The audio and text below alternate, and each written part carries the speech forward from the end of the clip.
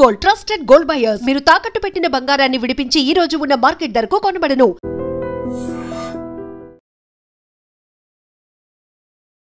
నమస్తే, welcome to I dream talking point with కవిత.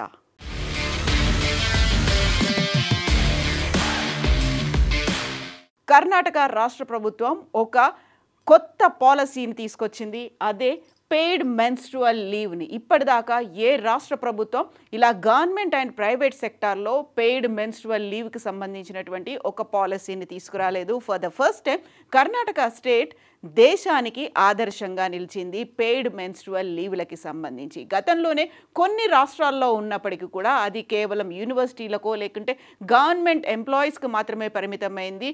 అయితే for the first time Karnataka మాత్రం తీసుకురావడంతో విభిన్నమైనటువంటి ఒక మిశ్రమమైనటువంటి రెస్పాన్స్ అయితే కనిపిస్తోంది. అందులోనూ ప్రధానంగా డిఫరెంట్ సెక్టార్స్ నుంచి వస్తుంది. ఒకరోజు లీవ్ని ఎవ్రీ మంత్ ఇవ్వడంతో పాటుగా 12 లీవ్స్ ఉంటాయి. అవన్నీ కూడా పెయిడ్ లీవ్స్. పెట్టుకుంటే ఎవ్రీ మంత్ పీరియడ్ స్టార్ట్ అయినటువంటి ఫస్ట్ డే మెన్స్ట్రువల్ లీవ్ కింద పెట్టుకోవచ్చు, లేకపోతే 12 లీవ్స్ని ఒకేసారి పెట్టుకోవచ్చు అనేటువంటి వెసులుబాటును కూడా కర్ణాటక రాష్ట్ర ప్రభుత్వం కల్పించింది. ఇందులో ప్రధానంగా వస్తున్నటువంటి మిశ్రమమైనటువంటి రెస్పాన్స్ల గురించి కనుక చూసినట్టయితే అక్కడ ఇప్పటికీ కూడా స్టిగ్మా అనేది ఉంది, ఒక వివక్ష అనేది కనిపిస్తుంది.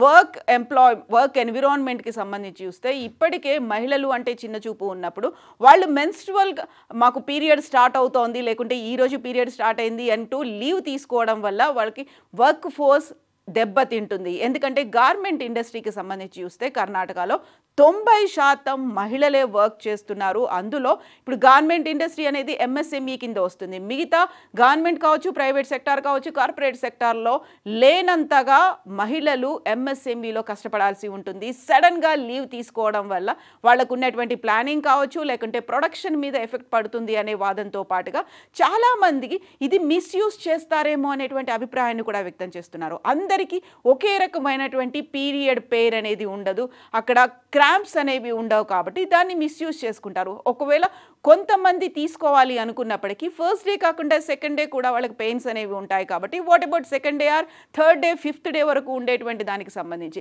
తీసుకుంటే ఒకే మంది తీసుకోవాల్సి ఉంటుంది. ఆ తర్వాత దాన్ని కంటిన్యూ చేయడానికి లేదు, ఎందుకంటే ఎవ్రీ ఇయర్ ఉన్నవి 12 లీవ్స్ మాత్రమే అనేది. బట్ ఈ పెయిడ్ మెన్స్ట్రువల్ లీవ్కి సంబంధించి ఒక రకంగా చెప్పాలంటే పెద్ద ఉద్యమమే జరుగుతూ వచ్చింది. ఇక్కడ ఉన్నటువంటి ఇండస్ట్రీలో అది కన్ఫర్మ్డ్గా ఉన్నటువంటి ఎక్కడ ఆర్గనైజ్డ్ సెక్టార్ అయితే ఉందో దానికి సంబంధించి ఓకే, బట్ అన్ఆర్గనైజ్డ్ సెక్టార్లో ఉన్నటువంటి ఉమెన్ వర్కర్కి సంబంధించి వాళ్ళకి ఇప్పటికీ ఏ రక్షణ అనేది లేకుండా పోయింది. అట్ ద సేమ్ టైం వాళ్ళకి ఏ హక్కులు కూడా కల్పించినప్పుడు పెయిడ్ మెన్స్ట్రువల్ లీవ్ అనేది వాళ్ళకి ఎలా వర్తిస్తుంది అనే దాంతో పాటుగా ఇప్పుడు బీహార్కి సంబంధించి చూస్తే అది 92 నుంచి అమల్లో ఉన్నప్పటికీ కేవలం గవర్నమెంట్ ఎంప్లాయీస్కి మాత్రమే ఇస్తుంది. కేరళ ఐటీఐ అంటే యూనివర్సిటీలో వర్క్ చేస్తున్నటువంటి వాళ్ళకి మాత్రమే, స్టూడెంట్స్కి అనేది ఇస్తోంది.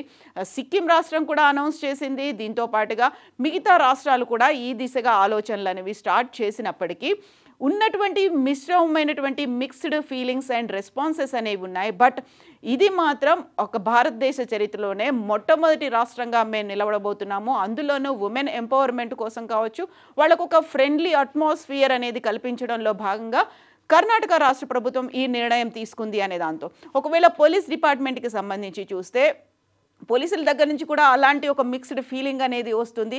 అక్కడే ఒక వర్క్ ప్లేస్కి సంబంధించి ఒక మేల్ ఎంప్లాయీస్ ఎక్కువగా ఉన్న చోట, మహిళలు తక్కువగా ఉన్న చోట పర్టికులర్గా సడన్గా లీవ్ పెట్టినప్పుడు అంటే అన్ప్లాన్డ్ లీవ్స్ అనేది పెట్టినప్పుడు అక్కడ వివక్షను కూడా ఎదుర్కోవాల్సి వస్తుంది అనే దాంతో పాటుగా మానవతా దృక్పథంతో స్పందిస్తున్నారు, ఇప్పటికైనా మేము దీన్ని వెల్కమ్ చేస్తున్నాము అనేటువంటి భావనలు కూడా ఉన్నాయి. యాక్చువల్గా ఇప్పటికీ భారతదేశానికి సంబంధించి ఏ స్టేట్స్ దీన్ని అమలు చేస్తూ ఉన్నాయి.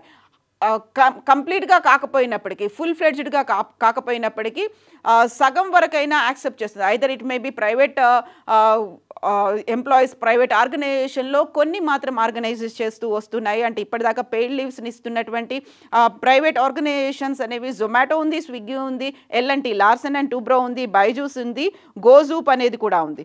ఇక పార్షియల్గా అయినా అనౌన్స్ చేసింది, పార్షియల్గా అయినా అమలు చేస్తోంది. బీహార్, ఒడిషా, కేరళ అండ్ సిక్కిం రాష్ట్రాలు ఇప్పటికీ దీన్ని పార్షియల్గా అనౌన్స్ చేశాయి, వాటిని అమలు చేస్తూ వస్తున్నాయి. ఏళ్ల తరబడి అది అమలు అవుతూ వచ్చినప్పటికీ దుర్వినియోగం అవుతోంది అనేటువంటి వాదన కూడా ఎక్కువగానే వినిపిస్తోంది. యాక్చువల్గా ఇప్పుడు కర్ణాటక రాష్ట్ర ప్రభుత్వం చేసినటువంటి ఈ నిర్ణయం వల్ల అటు ప్రైవేట్ రంగం కావచ్చు, ఇటు గవర్నమెంట్ ఆఫీసులు కావచ్చు, ఎంఎన్సీలు కావచ్చు, కార్పొరేట్ కావచ్చు, ఎంఎస్ఎంఈలు కావచ్చు, స్కూల్స్, యూనివర్సిటీస్, వీటన్నిటి కూడా అది వర్తిస్తుంది. బట్ సడన్గా పాపప్ అవుతున్నటువంటి వీటి వల్ల గైనకాలజిస్టులు కూడా చెప్తున్నటువంటి మాట, అందరినీ ఒకేలాగా ట్రీట్ చేయలేము, అందరికీ లీవ్లు ఇవ్వాల్సిన అవసరం ఉండదేమో, ఒకవేళ అది తీసుకుంటే 12 లీవ్స్ని ఒకేసారి తీసుకోవచ్చు అన్న దగ్గరే బోల్డ్ అండ్ డౌట్స్ అనేవి వ్యక్తమవుతున్నాయి. ఎవ్రీ మంత్ 1 డే తీసుకోవచ్చు, కాకపోతే 12 లీవ్స్ని ఒకేసారి తీసుకోవచ్చు అంటే అది ఎలా కుదురుతుంది, ఎలా సాధ్యమవుతుంది? ఇదే క్లాజ్, ఇదే పాయింట్ మిస్యూజ్ అవ్వడానికి కారణమవుతుంది కదా అనేది. బట్ కర్ణాటక ప్రభుత్వం మాత్రం దీన్ని ఒక వెల్కమింగ్ స్టెప్గా అందరూ భావించాలని చూస్తుంది. భారతదేశం కూడా దీన్ని ఫాలో అవ్వాలి, మిగతా స్టేట్స్ కూడా వీటిని ఆచరించాలి అనేది చూస్తుంది. గతంలోనే మనం చూసాము మెన్స్ట్రువల్స్ దీనికి సంబంధించినటువంటి పీరియడ్ ప్యాంటీస్కి కావచ్చు, లేకపోతే ప్యాడ్స్, శానిటరీ నాప్కిన్స్, ప్యాడ్కి సంబంధించి జిఎస్టీ అనేది ఉన్నప్పుడే పెద్ద ఎత్తున ఒక ఉద్యమంలా వచ్చింది. ఎవ్రీ మంత్ అవసరం ఉన్నటువంటి ఒక అత్యవసరమైనటువంటి పరిస్థితులు, అది నీడ్, ఒక లగ్జరీ కాదు, దాని మీద కూడా జిఎస్టీ ఎందుకు వేశారని ఈ మధ్య సవరించినటువంటి జిఎస్టీలో భాగంగా దాన్ని తొలగించినప్పటికీ అప్పుడే దేశవ్యాప్తంగా పెద్ద ఎత్తున ఉద్యమం వచ్చింది. ఇప్పుడు పెయిడ్ మెన్స్ట్రువల్ లీవ్ని పెట్టాలి అనుకున్నప్పుడు వచ్చేటువంటి mixed responses and what about మన తెలుగు స్టేట్స్, తెలంగాణలోను లేకపోతే కేంద్రం దీన్ని అమలు పరచాల్సినటువంటి అవసరం ఉంటుందా, లేకపోతే వస్తున్నటువంటి మిక్స్డ్ ఫీలింగ్స్, ఇప్పుడున్నటువంటి మిక్స్డ్ రియాక్షన్స్ చూసిన తర్వాత మీరేమనుకుంటున్నారు కామెంట్స్ రూపంలో తెలియజేయండి.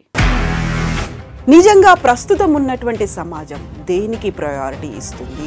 ఆర్థిక సంబంధాల చుట్టూ మాత్రమే తిరుగుతుంది. మళ్ళీ ఎన్నికలంగానే చాలా విరక్తి కలుగుతున్నాం. మంచి అనిపిస్తుంది కదా, లేడీస్ కూడా ఛాలెంజింగ్ జాబ్స్ చేసినప్పుడు చాలా బాగుంటది. ట్రాఫిక్ అసిస్టెంట్స్ గా నియమించిన ట్రాన్స్జెండర్స్ అందరితో సాల్యూట్ చేయించుకుంటున్నారు. ఫుడ్ డెలివరీ ఇవ్వటానికి వెళ్ళినటువంటి డెలివరీ బాయ్ అనిల్ పై కళ్ళ ముందు